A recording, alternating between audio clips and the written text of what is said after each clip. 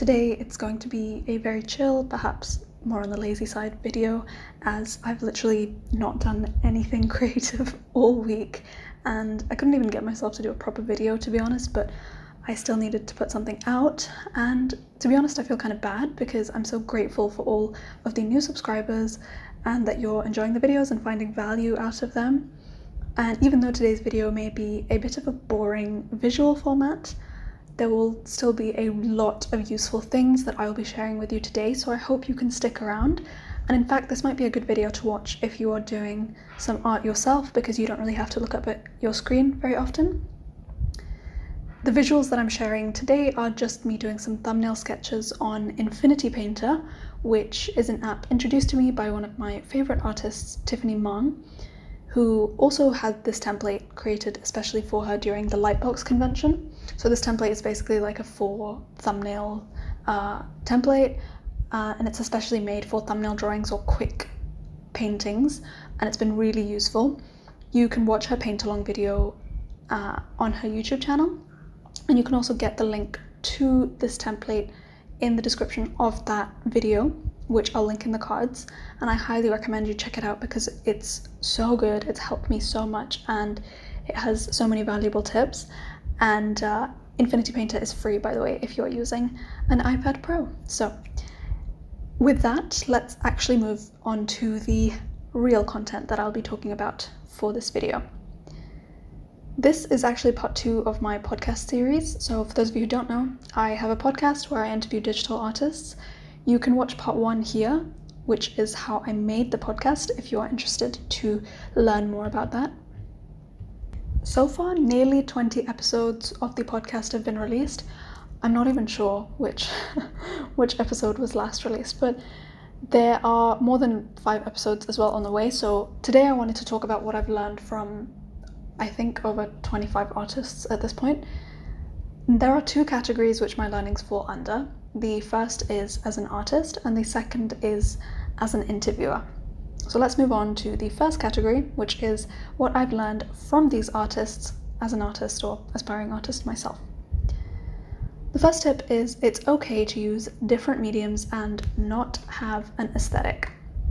Social media makes us believe that an aesthetic is the most important thing, which will get us a lot of followers and likes and all of that kind of stuff, but I've been doing that for the last few years. Like, I've followed that format of trying to do things for the likes, and I really felt so restricted because there were so many mediums that I wanted to explore, but I realized that interviewing these artists, made me realize how many artists use various mediums and how completely normal it is.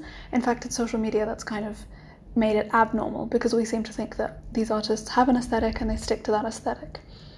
There's actually a lot more power to gain if you use more mediums, or if you have the knowledge of using those mediums under your belt, because it allows you to try new things, as Mayolo says in her episode, which you can listen to in the cards, and I'll keep doing that. I'll keep referring to different episodes in the cards so that you can listen to relevant episodes. You'll actually learn a lot more by using different mediums, and you'll even unlock ways on using mediums you have previously tried, so it's actually a win-win situation. And seriously, don't let social media restrict you. Because I learned how to use soft pastel, I was able to make this mixed media painting, which is another video that I've done. And I'm just more confident in different mediums and trying new things, and it kind of just opens your mind in different ways. So that's why it's good to use different mediums. This brings me on to my second point. You do not have to be social media famous to be good. The follower count really is just a number. Half of, if not most of the people that I've interviewed didn't even care about their follower count. And people who I've interviewed who have amazing in real life credentials may not actually be reflected in their social media following. Just to name a few, there is Tom Cole with his award-winning picture book, which he illustrated for Warhorse by Michael Morpurgo, which is a really famous book. There is Juno Ko, who's worked on multiple exhibitions, one of which is happening right now.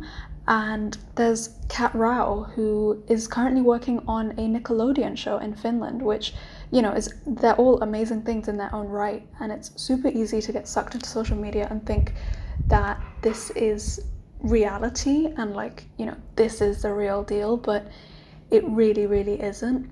And interviewing people to get to know the person behind the pixels has really taught me that. And it's kind of, I suppose, shown me the difference between social media artists versus quote unquote real artists. I mean, that can be a whole debate in and of itself, but personally, as someone who only really started doing art because of social media, it's been really interesting to kind of see the flip side of it, to see artists who actually create for the sake of art, you know what I mean? The third tip is try and try again. Just try a bunch of different things and see where it goes. It's completely okay if you don't have something finished to post on social media, as Vivid by MIRIAM has said in one of the earlier episodes. Again, I hate harping on about the pitfalls of social media, but it really is the cause of a lot of subconscious problems that I've unearthed, as I've realized in making this podcast. Before the podcast, I was so anxious to ensure everything I created was posted on social media, as I thought it would really affect my engagement. But these days, I found that a lot of work that I do is not even posted on socials, or even if it is, it's posted like days or weeks later. The anxiety to do it is a lot less. And to be honest, I find that my follower count actually goes up, ironically, if I don't post, which is super strange, but it just shows you how fickle social media is. And as many artists have said, it's just a platform to show your work and leave it. Don't obsess over the follower count. It's really easy to do that, but I think at some point you just get to the point where you're just like, it doesn't matter. It really doesn't. Alright, enough bashing social media. Here are some tips that I've learned outside of, socials. The first of which is use reference. This is a tip particularly emphasized by Douglas Murakami, who has actually demonstrated his process in depth over on the podcast YouTube channel, which I will link in the cards. It's like an hour and a half or something, but it's super useful. It's filled, just watching his process is filled with super useful information. Several other artists have also mentioned reference boards on Pinterest, which completely dispels the myth that references are bad, which seems to be a stigma that a lot of artists have. There's a very big difference between copying and referring, because when you're using reference, you're using multiple references in order to make a unique thing. You're not just copying one reference. That's where the pitfall kind of lies, I think. The fifth tip that I've learned as an artist is the power of subconscious thinking. A lot of artists I interview tend to employ the skill where they are able to put together different things in order to make a cool illustration, and it's these guys whom I'm most fascinated by, as their work is something that I aspire towards, or someone who always draws, straight from life. If I'm urban sketching or doing photos like this, these thumbnail sketches, I'm referring from mapcrunch.com. So illustrators like Junoko, who I mentioned earlier, we have MIRIAM OMAR, who I recently interviewed actually, and whose episode is coming out next week. And then we also have Kat Paku, who does these really nice anime illustrations. They are all able to convey really deep meanings and abstract ideas through visual means, and I've noticed it's not actually a conscious thing, but something that they've picked up through their many years of training, whether that's through art school or keeping up a regular habit of consistent art practice. And I think tapping into the subconscious is a really powerful tool, which I do hope to learn and master one day. And I was actually reading a book called Blink by Malcolm Gladwell, which is, I highly recommend the book. It's basically the art of learning to think kind of in a split second, I suppose. And Malcolm was saying how these people who, do things like sports, or they're in the military, or they're, working in really high tension environments like people in the ER, they go through a lot of training in order to be able to make decisions in such a split second. It's not something random.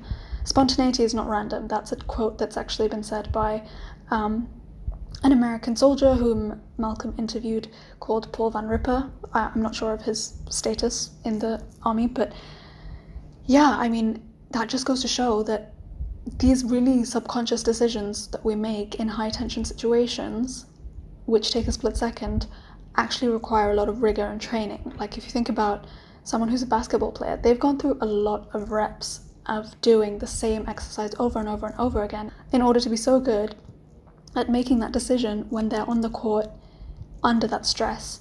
And it's kind of the same for artists, even though we don't have that kind of, let's say, split-second decision making. When we are in our downtime, let's say when we're doing consistently making art, when we have to make something for a deadline or for, something that's coming up, it's easier for us to do because we have all of that experience under our belt. And it's not something I do, by the way, but it's something that I should aspire to. So, yeah. The final tip that I have in category 1 is to be loose, free, and don't care too much as long as you're having fun. And this is a tip I learned from Kat Rao, who I mentioned earlier. For some people, this is actually a lot easier said than done, and it's one of those abstract things that you can't really appreciate until you've just kind of got it. And I think this kind of goes back to the previous point of tapping into your subconscious and letting the flow state take over, which this psychologist, whose name I cannot pronounce, he talks about it a lot in more detail in this TED Talk. All right, let's move on to category number 2, which is what I've learned as an interviewer interviewing different artists. Let's start off with the most obvious point, which is, as an interviewer, it's important to make people feel comfortable, so I normally talk to them before we start recording. So we'll get to know each other a bit, and I'll introduce myself as they normally have no idea who I am, besides being the anonymous person who emailed them asking for an interview. Especially because we don't do face-to-face, it's even more important that I try and create a rapport through a blank screen, which actually is easier than expected. I mean, you just have to be super friendly and make sure that that's heard in your voice. I suppose kind of like what I'm doing now, at least I hope. Number 2, what I've learned as an interviewer is that having a good vocabulary in order to express the things that I want to ask.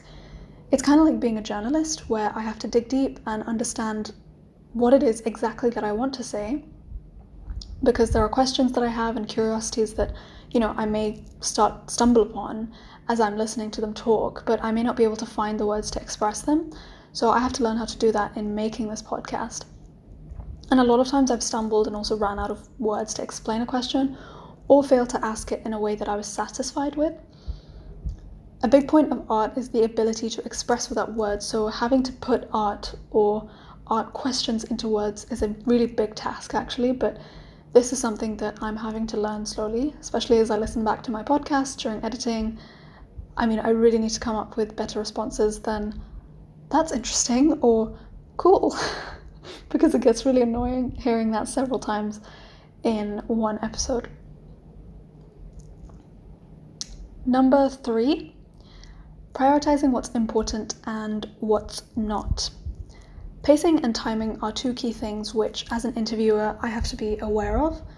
Some artists speak very little and others speak a lot, and sometimes I'll have too many questions to ask and other times I'll have not enough questions and there'll still be some time left over. Normally I leave about 30 minutes minimum for the interview to happen. So being an interviewer means that I have to make snap decisions on which questions to ask or cut and when to guide the guests if they are going off track, all the while still listening to what they're saying in order to not miss out on what they're saying, so that I can, have some impromptu questions. And I'm not going to lie, I get distracted really easily, so even when I'm editing the podcasts later on, I kick myself because I missed an important question opportunity, or it sounds like I've jumped straight to another question without properly acknowledging the previous answer.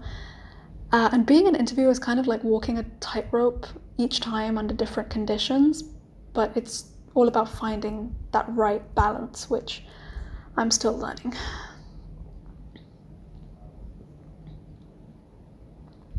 The 4th tip that I've learned, and the final tip as an interviewer, is that no matter where you are in the journey, as the guest or the artist, they will always have something important to say.